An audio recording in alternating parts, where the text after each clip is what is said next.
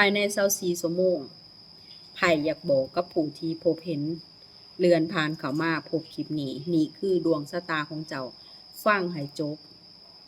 ฟังเพื่อเป็นไกด์ไลน์ฟังเพื่อเป็นแนวทางเชื่อและศรัทธาในคำทำนายนี้จะเกิดมีความเป็นจริงต่อดวงชะตาเจ้าฟังจบแล้วแชร์คลิปนี้ออกไปมาเบิ่งเลยว่าภายใน24ชั่วโมงนี้ดวงชะตาของเฮา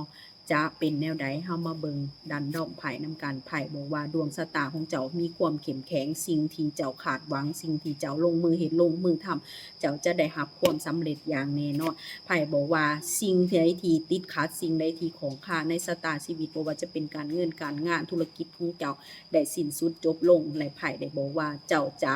มีแต่ความโชคดีเหมือนตายเกิดใหม่ไพ่บอกว่าความโชคดีจะเกิดขึ้นกับเจ้าจะได้รับความโชคดีมาจากผู้ใหญ่ให้ความช่วยเหลือและมีหุ้นส่วนเข้ามาประคับประคองในการลงทุนสร้างสาไพ่บอกว่าเจ้าจะได้มีความ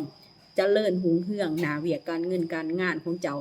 การที่ว่าเฮ็ดสร้างอยู่ธุรกิจของเจ้าจะประสบผลสำเร็จจะมีผู้ใหญ่ให้ความช่วยเหลืออุปถัมภ์เบิ่งแย่งและหน้าเวียกของเจ้าธุรกิจของเจ้าทุกอย่างที่เจ้าสร้างทำอยู่จะเจริญเติบโตนี่คือดวงชะตาของเจ้าผู้ที่พบผ่านเข้ามาขอให้คำทำนายเกิดขึ้นมีความจริงขอให้หน้าเวียกการเงินการงานเจริญรุ่งเรืองเหมือนคำทำ